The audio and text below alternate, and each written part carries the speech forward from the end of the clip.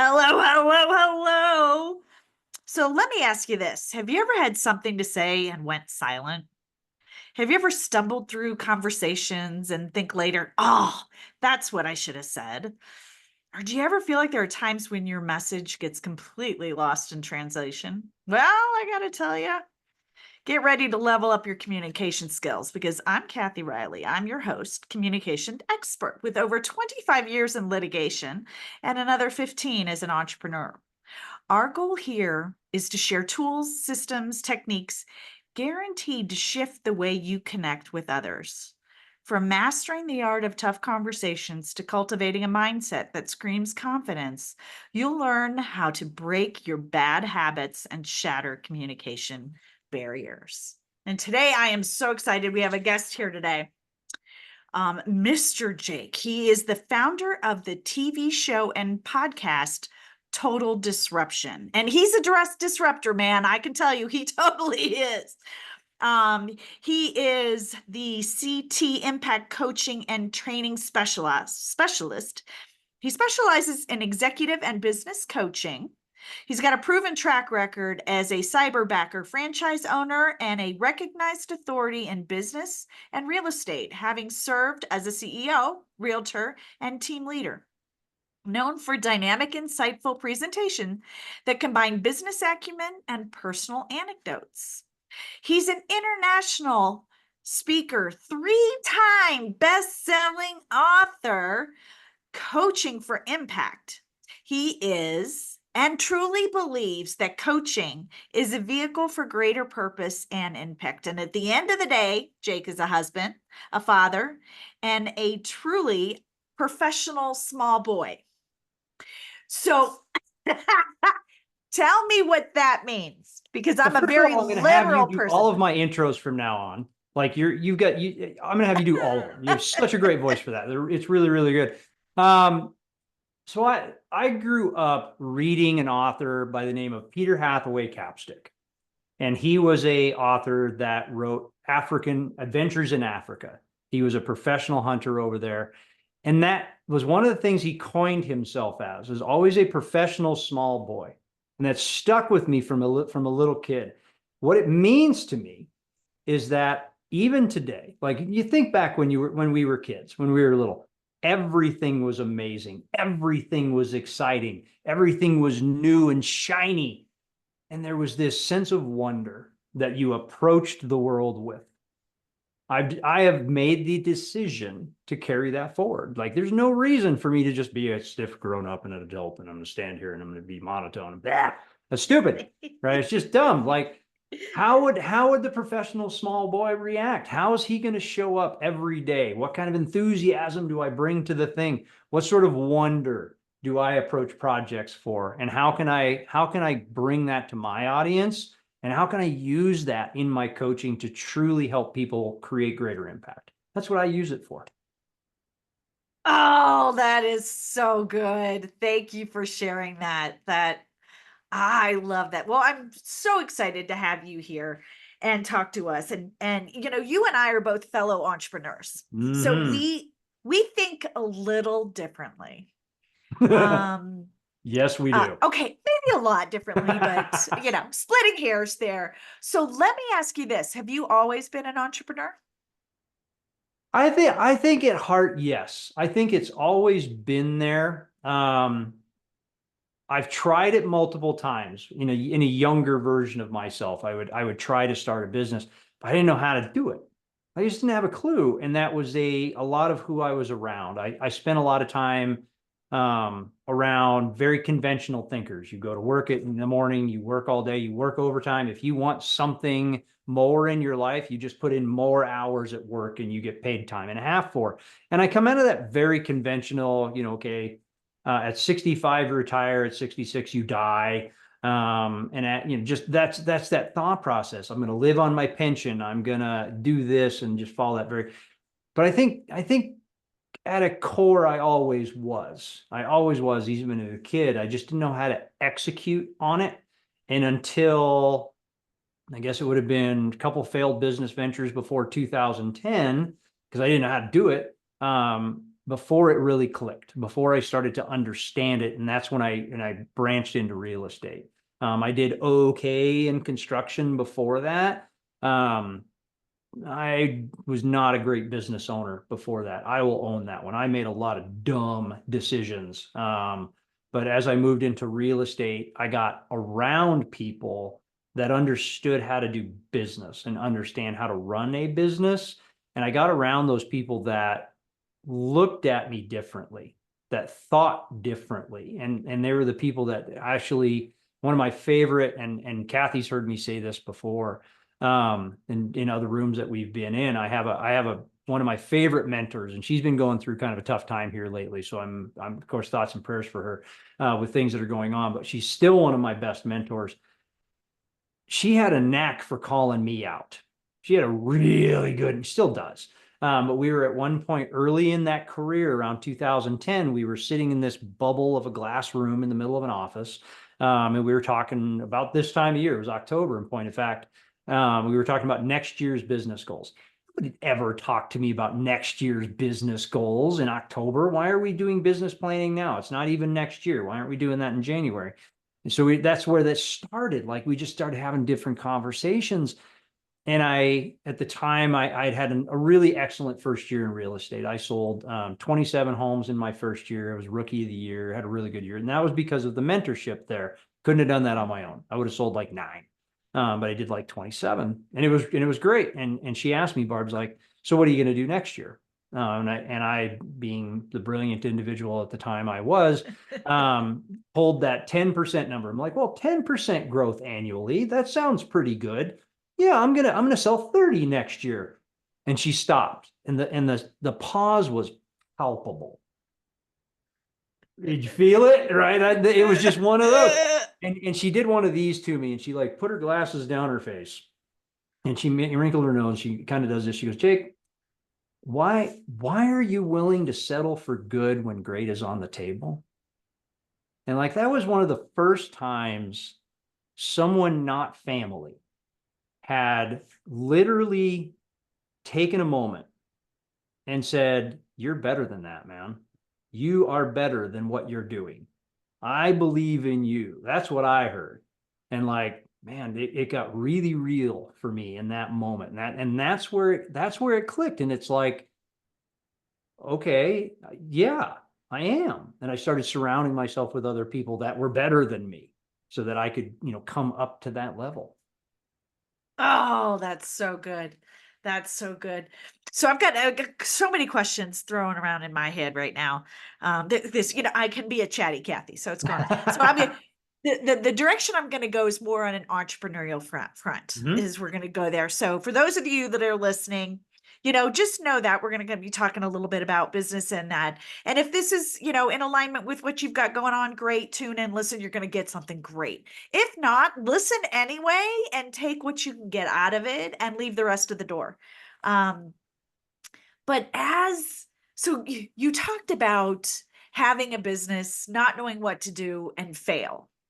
And so I believe that there are as many or maybe even more lessons that we can pull from our failures than Oh, yeah. our successes. So talk to me a little bit about, that lesson and what your takeaway and how that helped you become the successful entrepreneur that you are now. Yeah, I giggle because you said that failure, as if there was only one. There's been a lot of them. There's been a ton of there's been some that are full crash and burn, like yard sale on the ski slope kind of crashes. And there's been some that are like, ooh, that kind of burned a little bit. And there's been some that were like, well, that was the wrong turn. We got to turn on Siri and we got to do the 4 U-turns to get back on track. So, and there's something to learn from every single one of them. So some of the bigger crash and burns, like from construction, and this is something I even know to this day, I'm a crappy bookkeeper. Like, that's not my highest and best use. And we've recently talked about this even on our TV show. There was an old model, I think it still exists actually, in human resources, that your first hire should be a hire to do administrative tasks that you shouldn't be doing, like checking your emails. And this comes from a sales perspective of doing all those mundane tasks. You should be focused on sales. Well, there's some truth to that. That's a very common model. However, that's what I did. That isn't what I needed at the time. I followed that kind of model and I just did well, somebody else can run my email, somebody else can do this, somebody else can do that. And it was all these little, somebody else can run my social media campaigns. That's a very common mentality. What we have found, I say we, because all of us that we collaborate with over the course of a few years now, I believe your first hire should be your future CFO, your future chief financial officer. I think that's who this person should be. I think businesses would succeed at a much higher level. There's no data to prove this whatsoever. This is theory, guys. But my opinion in this, and I say this because of what happened. Like at that time, I crashed and burned to the ground, like salted the earth, burned the bridge. It was ugly of my construction business because I'm a crappy bookkeeper, right? If I would have hired a bookkeeper, spent at the time $600 a month to have somebody just managing my books, doing the invoicing, sending out payroll, doing the things. If I'd have done that first, well, we probably wouldn't be having this conversation because I'd probably still be in construction, is the reality of that if I look at that decision-making process. So what did I learn from that? It's not that I shouldn't be in charge of my money. Always be in charge of your money. Always know where your money's going. Always know what your money is doing. However, there are administrative tasks within the bookkeeping realm I shouldn't be doing. So like that's one of those I know is true. So now in my new business ventures, that's the first thing I hire out to do. I farm that thing out in every conceivable possible way that I can. Like I know where my money's coming from. I know I have it written down on a big whiteboard over here. I know where it lives. And I want somebody else to organize it. Put it where it belongs, send Uncle Sam his thing, make sure we're doing that, or track my miles, make sure all the things are everybody. You remember those accordion envelopes once upon a time that everybody used to put receipts in? Dating myself badly here.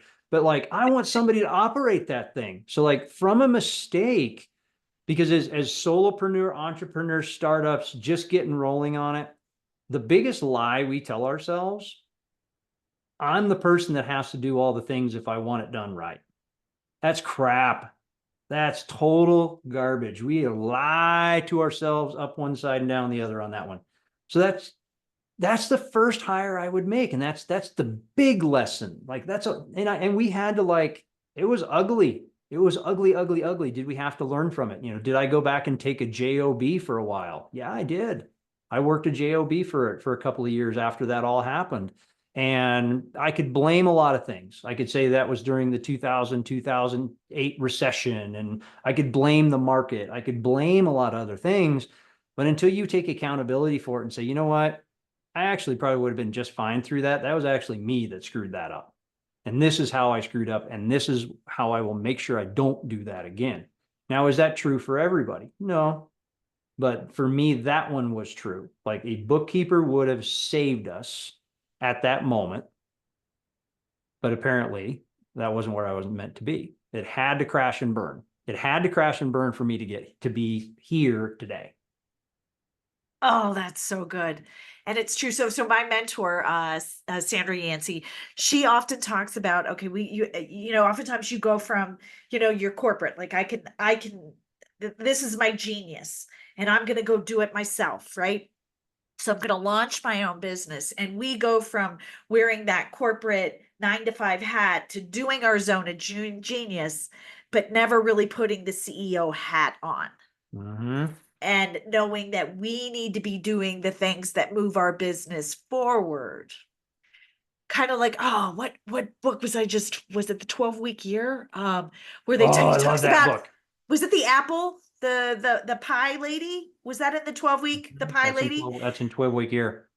And it talks about how, she's so great at making the pie, but not running the company. And then, and there's the disconnect, right? Mhm. And the business isn't thriving because we need to be doing the things that only we can do. For me, quite honestly, it was my website.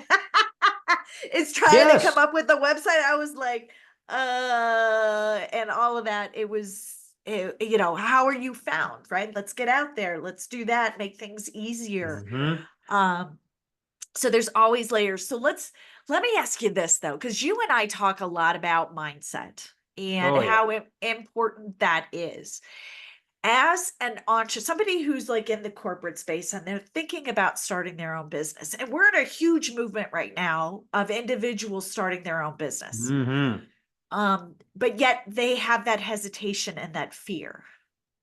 What do you say to somebody who's listening, who's thinking about, well, shouldn't I start my own business?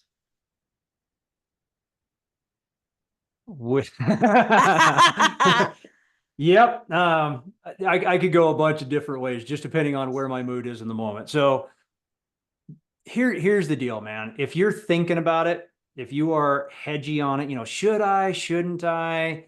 Um, what if I told you you shouldn't? What if I told you you shouldn't? What if I said, if you're already hedging on it, don't do it. Go get a job. How would that make you feel? Like, would you go, well, screw that guy. I'm going to go out and do it. Awesome. Then I'm going to tell you exactly that. I'm going to tell you exactly that. So what's going to happen, right? What's the worst thing that is possibly happen if you went out and tried to start a new business and you failed? Did you die? Nope. Probably didn't die unless you're like you're starting a business of skydiving and you didn't buy parachutes. That might be a different business. But the reality of starting a business, here's the deal. It is a tremendous vehicle for wealth that you cannot comprehend yet. You've never seen it, so you don't know it's there yet. This is a belief piece. So, like, the primary reason, the main limiting belief that I know is true of why business owners get stuck here, they're afraid they won't be right. They're afraid of failure. If I fail, what will people think of me? Who cares? Who cares? I tell you what, if you fail, I am proud of you. I am straight up proud of the people that fail because that means they tried. That means they went out and they threw down. And guess what? They're going to get back up. They're going to get back up and they're going to try it again. Does everybody succeed the first time? Unlikely, highly unlikely. Nobody goes out and, like, if you go, you know what, I'm going to run a marathon this year. You aren't going to win there's really unlikely you're going to win a gold medal. You're not going to be a gold medalist this year as a marathon runner. Chances are you're going to take a digger. You're going to fall, scrape your knees up, scrape your nose, run into a barricade, fall off the course. You're going to get a cramp. All those things are going to happen in the course of this journey, but they have to happen in order for you to get to this. So this is what I want to tell you. Greatness is on the other side of fear. Greatness lives on the other side of the stuff you're afraid of doing. So, like, if you're afraid to start a business, it's because you're afraid of truly grasping your greatness and just doing epic stuff. And a lot of people get into businesses, and I'm kind of going down some weird roads here, but they get into, like, almost everybody that I know, the circles that I run in. Let's go that way. The people that I know that I spend the most time with, they all have a servant's heart.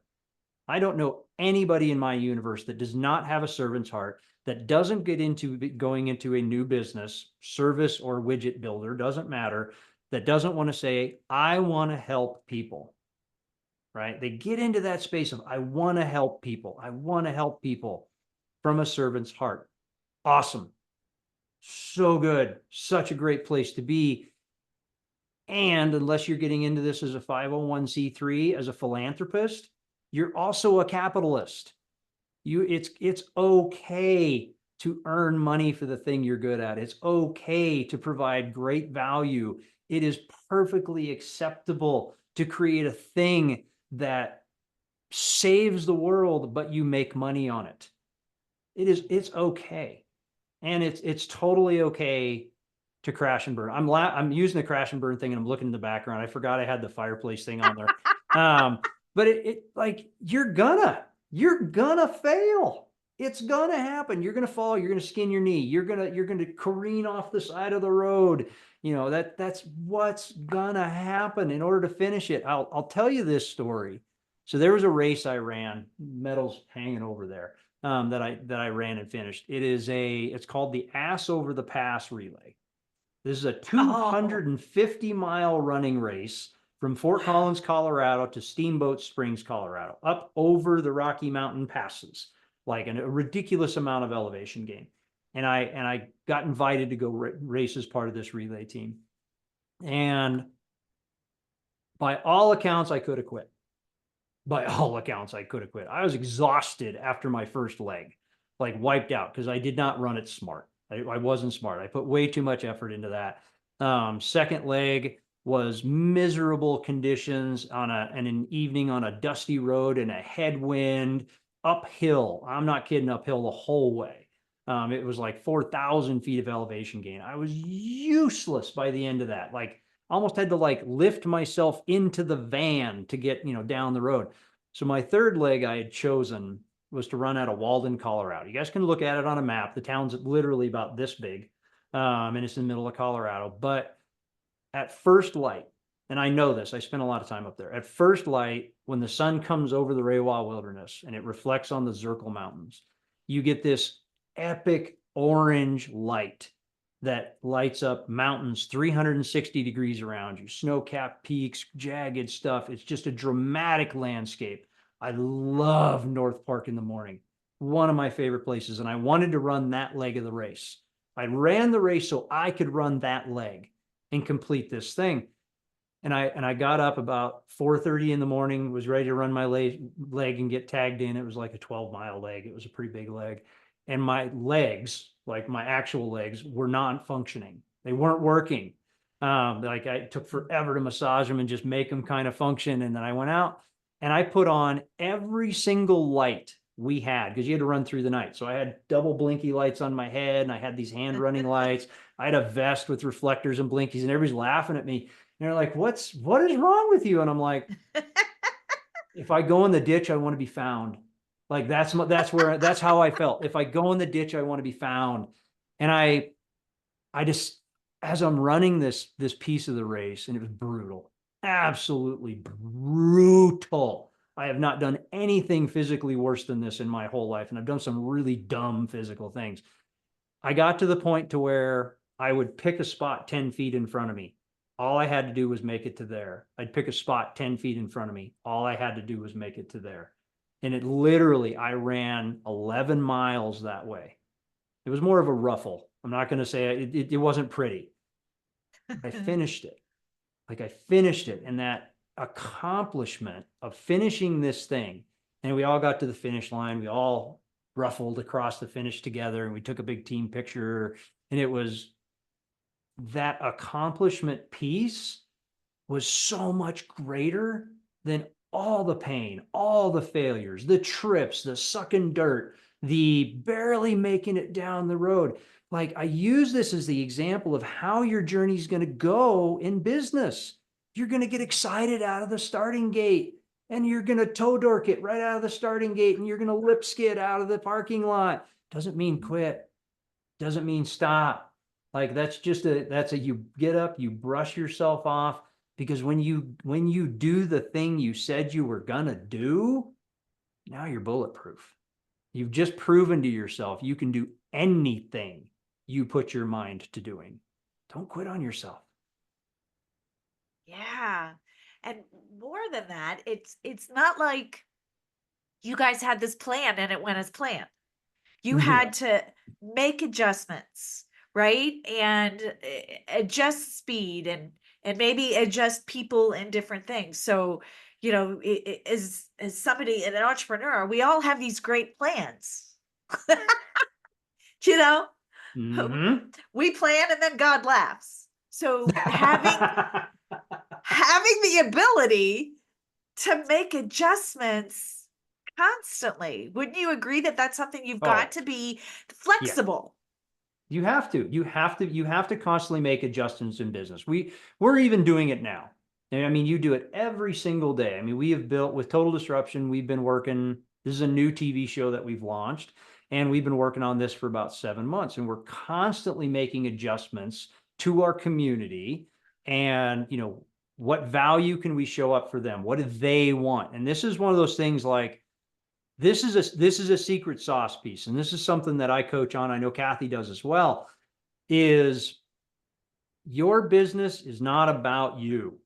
If you're going to hear one single solitary thing that I said today, your business is not about you. Your business is about your customer. It's about your client. It's about your consumer. Because if you didn't have them, you wouldn't have a business. You'd have a hobby. It's not about you. So don't ask the question. And I used to do this, and this is what really changed my coaching business. Like, I know where I was when I made the decision. I was listening to a book called The Prosperous Coach at the time. And it's fun to listen to on Audible. The one guy's this like gruff militant kind of the way he talks, and the other guy's this very Elizabethan English. I mean, the dynamic is wild, but it's a fun book to listen to. But they literally talked about it's not about you. I'd heard it so many times, but this is the first time I truly listened to it. And it's not about, so I got up, I used to get up in the morning and I'd say, if Kathy was one of my clients, and I go, what can I do for Kathy today?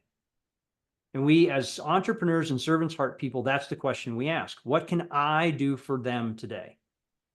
It's the wrong question. Change the question. You get out of bed and you say, what is it that Kathy needs today? Take yourself out of the equation altogether. You're going to get a different answer.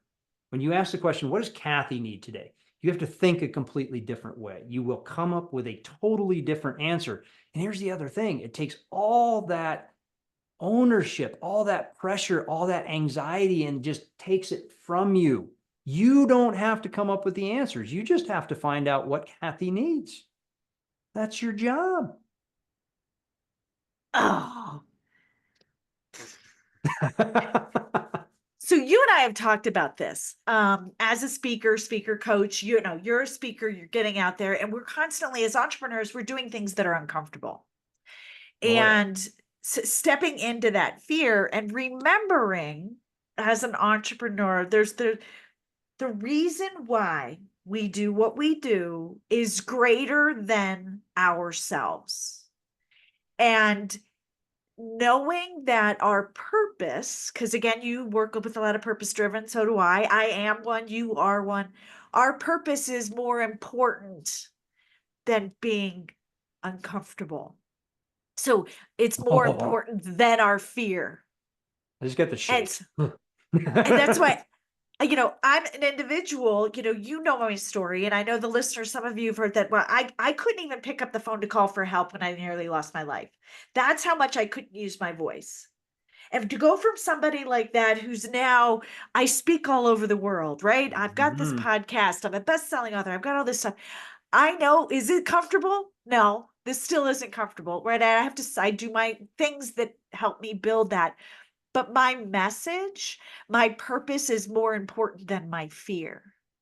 So knowing that you and I are on the same page as that. And that's why, you're my brother, brother from another mother.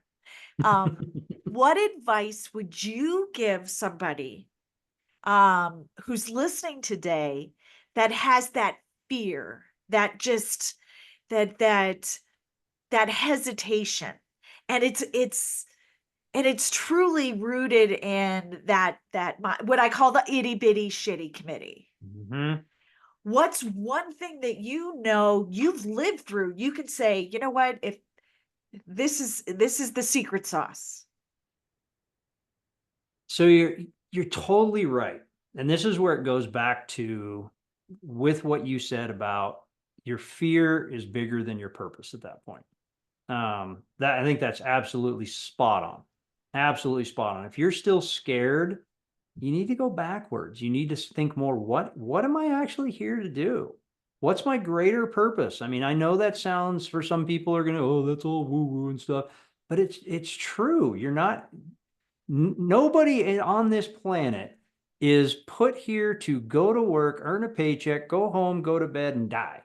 That is nobody's greater purpose. Like mosquitoes have bigger purpose than that, and I don't like them at all. But I mean, from a like, it is a purpose. So this is exactly what I would tell you. This is the advice that I know changed the face of my businesses, changed the face of my wealth, changed the face of my. I've not been this guy, right? Kathy and I are very much in alignment in the regard that I was never the influencer. I was never the front of the room guy. I was never the front of the class guy. I was not a public speaker. I was not on a TV show. I wasn't any of those things. I was pretty generally reserved. I was a little obnoxious. That was, that's different, right? But I was generally reserved, and I didn't have the right message. So I was that person. I had to make the decision. You can't just make the decision. That's the start. That's the start of it. I'm going to do the thing. I'm going to become the influencer. I'm going to get all the market saturation. I'm going to become the public speaker. I'm going to be that teacher. I'm going to be this person. You got to make that decision. That's true. The next thing that I absolutely want to tell you is it's about the people you're around. This is the thing that changed the faces of my business. It's about the people you're around. If you are Jim Rohn famously quoted, and I'll tell you, read a lot of books too, because there's a lot of good stuff in the books. Take one thing out of the books, but yeah, you'll hear me quote a lot of books because I read a lot of books. So Jim Rohn, you are a product of the 5 people you spend the most time around. So if you're spending time around 5 people who are like, you're just, I think you'd have a hard time getting in front of people to speak. You're going to listen to them. Your unconscious mind is going to pay attention to that. That's going to create unrealistic fear, something that doesn't exist. Get around people that are going to go, you know what? You're better than that. You're better than what you're doing right now. I believe in you. I know you can do this thing. If I can do this thing, you can do this thing. So I mean, I make that reference all the time. If your intention is to be a millionaire, spend time around millionaires. Don't spend time around people that are making $60,000 a year, because you're going to make like 55. That is how it's going to go. You want to be a billionaire, spend time around trillionaires. If you want to be a marathon gold medalist, you have to hang out with the marathon gold medal people. You have to do that. You can't hang out with me. You're not going to win a gold medal running my pace. That isn't going to happen. You have got to absolutely hang out with the people that are better than you, that inspire you to be better. And I mean, as an example, Kathy is one of my people. I have hung out with Kathy for the last year to improve, get better, go faster, be stronger, have much more clarity in my message from a speaking perspective. I was never this good before that. The reason for that is because of the people I spend time with. I decide to align myself with that. So if you're a brand new widget producer, right? I'm going to make this widget and I'm going to sell it to this market. Awesome. Who's done it? Who's doing it now? What model can you use? How can you model after them? Napoleon Hill in Think and Grow Rich. This was one of the smartest things that I read out of that book, was how he sat and shadowed somebody for a huge amount of time. I think it was a year that he literally sat in this guy's office to watch how he did it, because he inspired him. He was a mentor, a role model. He said, I'm going to model myself after that guy. That's what I would tell you. The one piece of advice is get around people that are better than you, that are operating at a higher level than you, that are running at your frequency and higher. And if you've got people that are not, get away from them. Oh, so good. So good. Yeah, I call that your Fab Five. Who's your Fab Five? And what's interesting is as you spend time with people. So what you don't want to do is you don't want to say, hey, Jim Rohn, or hey, fancy person speaker, like your Lisa Nichols or whoever, be my mentor. Will you be my mentor? Will you please be my mentor? That turns them off, because nobody truly wants to be a mentor. What you do is you just spend time with them and be quiet and listen and learn.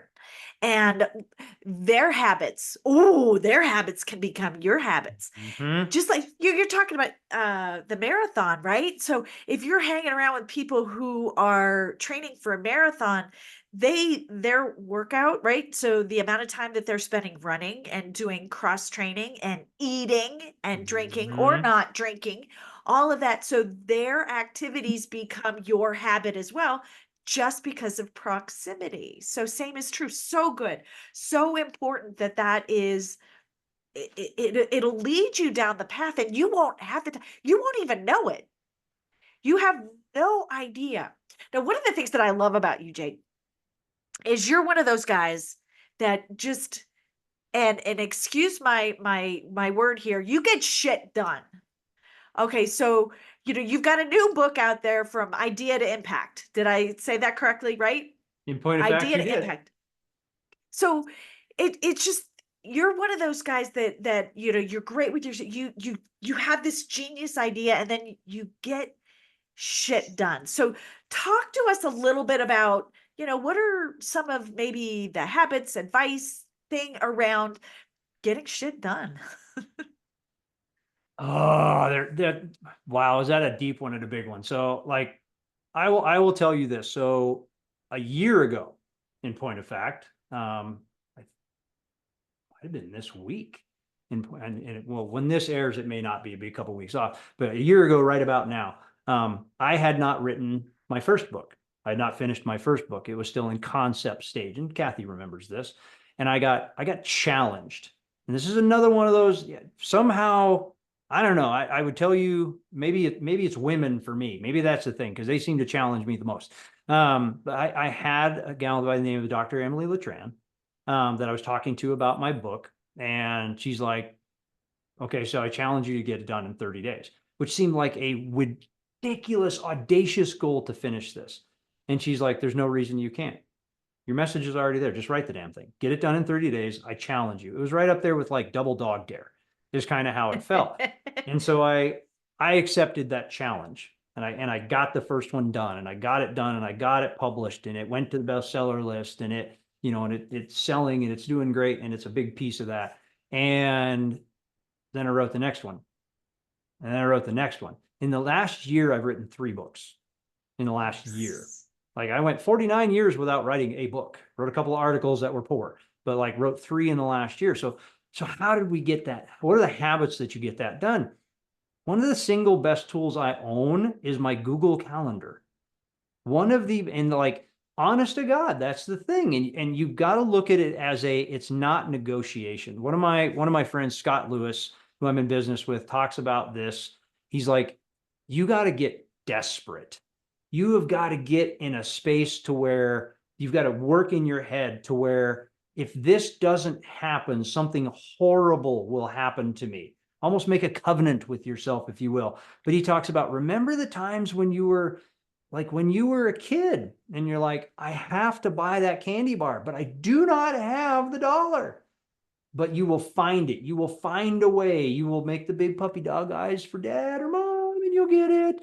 Or you'll go do the worst thing. You'd go mow the yard. You'd actually clean your room to do the thing, but you got to be desperate to do it. You've got to put yourself in that space. So as you're thinking about that, like you got to put it in your calendar like it's a job. So I have in my calendar every single day between 7 and 8 o'clock is author time. That is time for me to write. That is all that I do. I don't play on email. I don't play on Facebook. I'm not doing other things. You get in front of the computer and you just ideate. That's the time that you do that thing. It's time blocked and it is non-negotiable. I don't get the choice of whether I'm going to put it in there or not. The same is true. Like, this is why people fail going to the gym. We're going down the physical fitness thing today. The reason people fail in going to the gym, they aren't desperate enough for the health that they originally wanted, right? Their purpose in going was not big enough to make them desperate to want to get it done. The same is true with business owners. Of most business owners that are like making some money, but they're not making the money. They're not desperate enough. to make that happen. And so that's where that particular mindset, like running my calendar and it's non-negotiable and being desperate to get it done. I've got a vision board right there. Like I can't miss it. Like I walk into my office, this is my space. I'm bunkered into here. You can see I'm in the corner. Like that's where I have to go. I know what it takes for me to be focused to get the thing done. And I have my vision board. This is what I'm doing. This is what I'm going to have done in the next year. And it's big enough. It's big enough. Like I torture myself sometimes. I kid you not. This is going to sound a little arrogant. I was on Facebook Marketplace last night and I was looking at yachts in Florida. I'm literally like looking at yachts. Now I'm not talking the 5 million, 20 million, these like super yachts. No, I'm talking like 45 to 50 foot offshore fishing vessels, sleep like six, it's a floating camper. That's my gig, right? It's a floating camper I can fish off of. But I'm looking at these because I need to get desperate. I got to want the thing. I got to want it so bad. I'm willing to do what has to get done to get it done. So then I can just sit in and I can focus and I go, all I have to do is this. If I just do this and I repeat it, I'll get the thing. If I just run to that rock, I can finish. Just run to that rock and I can finish. All I have to do is just keep doing those little incremental steps, but it can't be a negotiation. Because like Kathy said, if you're willing to negotiate, I don't have to do that today. Your purpose is not big enough. Yeah. Oh, so good. So good. One of the things I think going faster sometimes also allows you to silence the itty bitty shitty committee and silence Yeah. the self-doubt. It's that with I talk often about confidence, and I don't believe we're not born with the confidence to do this, that, or public speaking or whatever it is. It's the practice of it. It's stepping into the courage that we start doing it that allows us to have that, I can do this. But it's taking that first step, and then we're like, our confidence goes here, and then a few more steps, and then our confidence starts raising. So it's building. So it's the momentum then. And then once the momentum gets going, next thing you know, we got this, we got that, everything. It's like, and then we're on to the next, right? What else can I do? So I love what you're saying. It really resonates with me, and I'm sure it resonates with our listeners today. But going faster, okay. And I would think it also, because we make things so much harder than they have to be. Yeah. So I would think going faster allows us to kind of stop making it so hard. It does. It allows you that you're right. It allows you the space, it allows you the freedom, and it forces you to focus. Like you don't have a choice. If you set deadlines for yourself, what Michael and I run with Total Disruption is a lot of things we do are 30-day playbooks. Like 90 days is about as long as we say. And that's why one of the reasons you mentioned 12-week year earlier, which I love that book. And there's not, if you guys want to do a marketing study about timing in the market and accidental epic success, that is a great way to do it. It's a great book. Don't get me wrong. It could not have launched at a more appropriate time, right in the middle of COVID is when that book got rolled out. We were burning business plans every other day. You'd write a business plan, and before the ink was dry, you'd have to change it because things were changing all the time. So it was the perfect answer in a perfect time. That's why that book was it was timed beautifully to come out. But totally side rail on that. But you had mentioned it earlier. But yes, the go faster piece of this is, if I have to get ready, let's keep playing marathon land. If I know I've got a 10K I have to run in 30 days, I'm not going to wait till day 29 and then go, well, maybe I should go buy shoes. I'm not going to do it. When I set these much shorter parameters, these much shorter deadlines on myself, I got to get the thing done in this amount of time. It's not a choice. It's not a negotiation. I have to do it. to get it done. And so that's part of that. Is not a, I don't set goals of, well, in the next year, I plan on having this thing done. Mm-mm.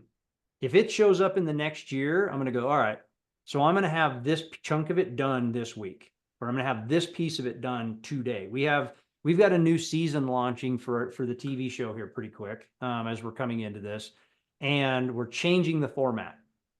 We're doing something radically different.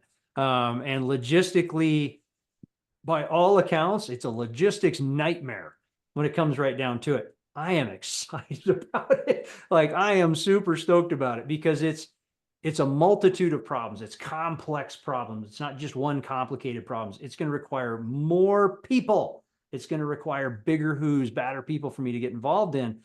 And I'm like a month away from being able to pitch this to the network. I'm like a month away from doing this.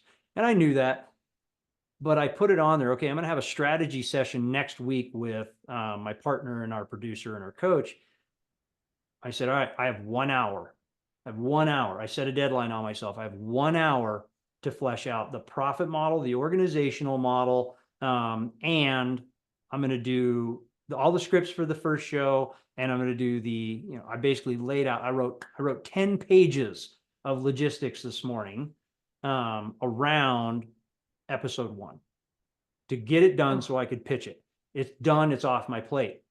Now I just kind of think about the fun parts of it, but it's done. It's off my plate. But I set these ridiculously hard, fast deadlines because now you have to get it done.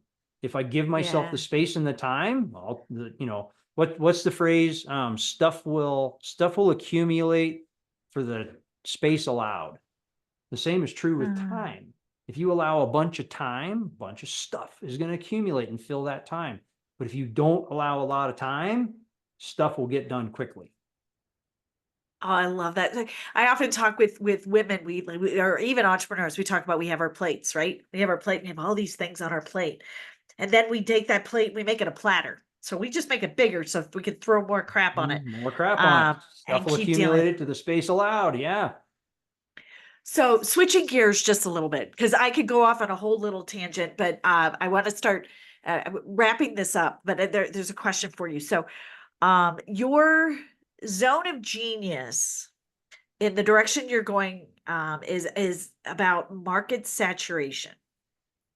And that is a big hesitation for a lot of business owners. It's a fear, it's a problem.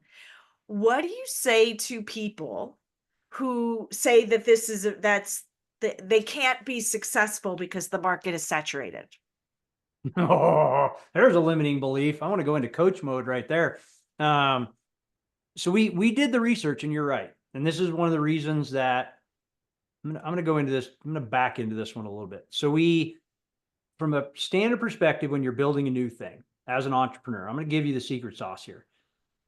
The normal question is, what's the service I do that I provide? Who am I trying to reach? Who's my perfect client? Right. That's pretty standard old school marketing stuff. That's the normal. I want to say old school. I want to just say standard. They're not wrong. They're not wrong. And yet it doesn't resonate with everybody from a question side. So especially from a service industry, if you make widgets and you're in a goods industry, that's a little easier. But in a service industry, this is the question we all fight with this one. Every entrepreneur in a service industry fights with this space of, how do I insert myself into the market? Because it appears it's already saturated with the people that do the thing that I do. And then we ask the wrong question, which is, what makes me different? That is a crap question. What makes me different? Why do you have to be different? You're focused on something you don't have to. My favorite coaching quote is, what you focus on expands. My favorite. I use it all the time. My clients hate it because they're so used to it. Like they totally do. I'll get ready to say it. I'm like, you know what I'm going to say, and they're like, what you focus on expands. So we know what it means. But from a market penetration we did the research of, all right, for Gen X, Gen Z, millennial business owners. This is our audience. These are the people that we speak to from an age demographic. Business owners, entrepreneurs, solopreneurs. What are the top 10 problems they face? What are the things? Resoundingly in the top three are lack of access to capital, lack of access to the resources that I want, and inability to reach my target market. Top three in all three of them. So I said, okay, in our business, in total disruption, what can we solve for? What can we solve for if that's the problems that we have? And we've been marching down this road for a while. And I can't write loans to everybody for access to capital. Be great when I get there. That'd be swell. I'd love to be that kind of philanthropist. Just, yep, stroke you the check. We can create some of the resources for you, but they cost money to build these resources. It costs money for me to build it. It costs money for you to buy it. So we still have a capital problem. What we can solve for is revenue and profit. And we can do that by showing you how we did it. And how did we get to 50,000 views in our show in 90 days? We can show you. We can show you how to, we can solve for that. So what, now we added a +1 question. This is when Michael asked me, this is very recent that we came up with this concept, and like, we are just hammered down on this because it solved the problem. And it was, all right, if we are a brick and mortar business, we are a physical location that sells a product, a good. We deal in milk and eggs, right? Or a sporting goods store. We deal in guns and ammo. We deal in, tents and sleeping bags. Think physical location that sells a thing. I'm a physical location that sells a thing. What do people come to me to buy? What are they coming to me to buy? It's a totally different question that you have to answer it. So when we did all this research, we compiled all this data, we asked the first questions, and then we asked the last question. What are people coming to me to buy? What does not as what the market want, not as what the market need. That's not quite right. But what are they coming to me to buy? People want a resource that is fast, easily deployable, and shows them how to get market saturation, market penetration within 30 days to develop their market. When you do that and you increase your market share, you increase profit because you're selling more stuff. When you increase profit, you no longer need capital because now you have money.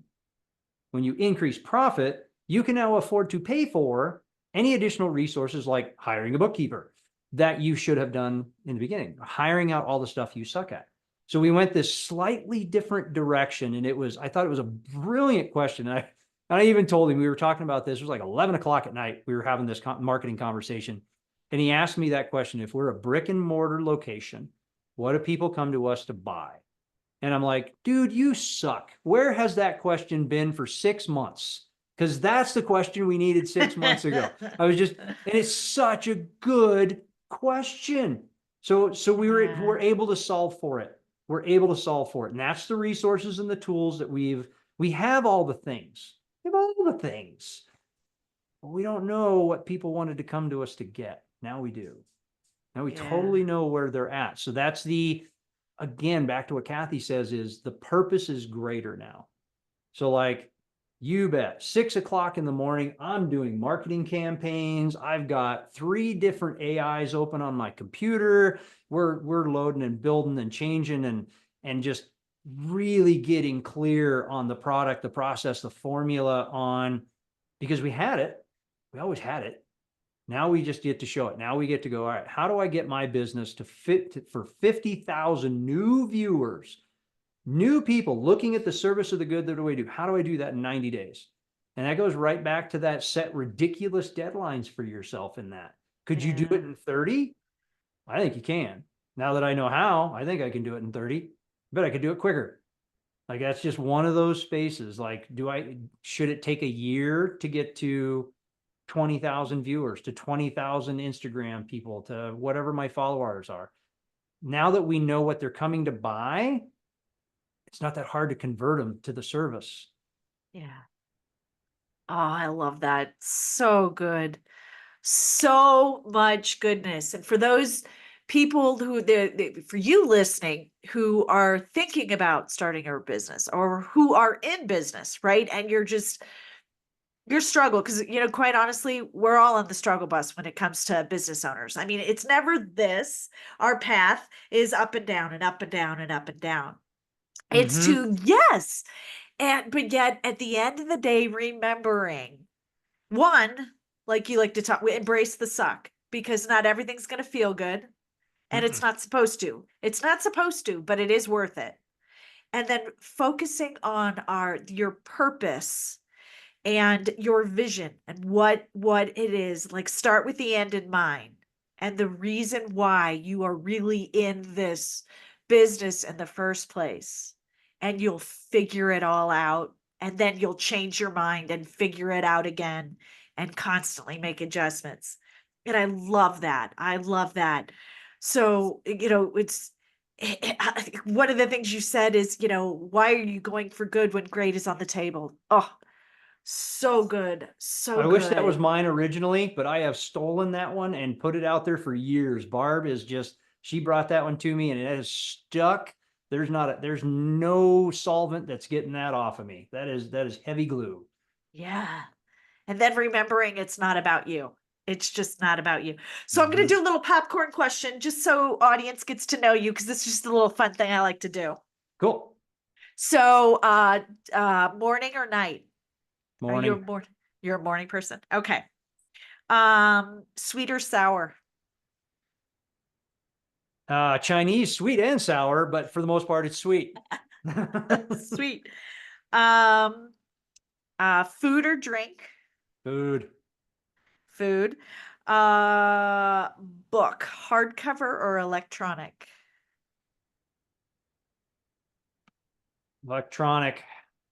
I Electronic. like. Yeah, that's a tough one. It depends on the category. Old books, I like the books. New books, I like the electronic. Yeah. So for me, it's business books. I want to be able to write and highlight and tab, but the adventure, because I always have two going, right? One to fun, and that's Hmm. electronic. Um, so I'm kind of with you, a little bit split on I that. think And that's then, valid. I think the fun books are paper, and I think the business books are electronic by and large. I think that's okay, true.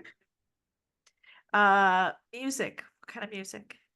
Oh, uh, that depends. I am just about everything except R&B and top 40. What's your go-to song to feel good, to up your jam? Either AWOL Nation Sail or just about anything by Glitch Mob. Two people, I have no idea who that is. Yep, energy Um, music, man. and then what have you binged watched recently or loved when you binge? If you binge. God, probably my favorite binge watch is 1883. Quite honestly, the Yellowstone spinoff series 1883 with Sam Oh, Elliott and Faith Hill and Tim McGraw. yeah. Oh, so I good. So good. really do feel I felt the Taylor Sheridan. I'll give him props on this one because I felt that that was a piece of artwork. That is how I really truly believe how miserable it would have been to ride a wagon across the United States. Like I really do. We live in the West, right? I'm literally 20 miles from the Oregon Trail ruts. We go down there and look at them. I like live in this country. And like I think about that a lot. And when I watch that, it's like, man, that there's no way it was better than that. Oh, Yeah, I love that one from that perspective. I really get into that one. okay, cool. I'll have to put that on my list. So I know everybody here that's listening is going to want to know Jake, like get to know you. How can they stay in touch with you, follow you, tune into you? How do they find you? All of those things. So you can find me on Facebook, Total Disruption. You can find us on Instagram, Total Disruption. You can find us on LinkedIn, Total Disruption. And you can also go to the website, which is www.total-disruption.com. You can find us at all those places. But yeah, connect with us on Facebook, connect with us on Instagram. Look at all the weird, goofy life stuff that we're doing too. Check out the website. Shoot, short of smoke signals, reach out because like I want to leave you guys with that's the biggest lie of being an entrepreneur is you think you got to do it alone. You Oh, don't. so good. Thank you so much for being here and sharing your genius. He's just amazing. So, you guys, Go find him. Go find him on Facebook, on LinkedIn. Check out his website and see all his goods. So, and that's a wrap for today's episode of Breaking Bad Communication. Thank you so much for tuning in and listening. But before we sign off, don't forget to subscribe. And if you heard, something super juicy today that you think that resonates with somebody you know, share it, post it, tag somebody else. Let them know that we're here to help you improve your communication and make it a better day.